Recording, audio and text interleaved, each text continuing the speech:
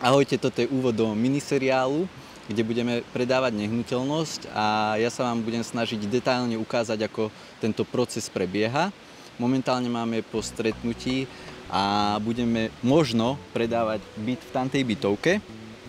S pani majiteľkou sme sa teraz dohodli, že pripravím plán predaja, ktorého súčasťou bude aj ocenenie a uvidíme, či sa dohodneme.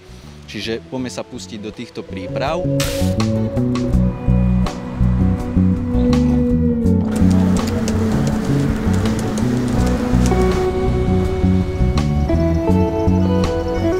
Dobre, takže plán predaja máme už hotový.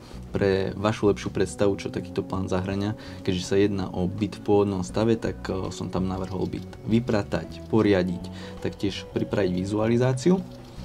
Samozrejme spraviť profesionálnu prezentáciu, pripraviť inzerát, nahrať ho, proste kompletný postup, ako bude predaj nehnuteľnosti prebiehať. A dôležitou súčasťou je práve predajná cena nehnuteľnosti, čiže aj toto sme nastavili a zrovna keď som pozeral byty, ktoré nám budú konkurovať pri predaji, tak sme narazili na inzerát práve tohto bytu.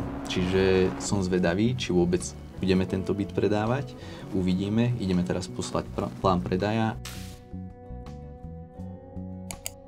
Plán predaja je už odoslaný, teraz je len na predávajúcich, ako sa rozhodnú. A to, ako sa rozhodnú, sa dozviete v ďalšej časti.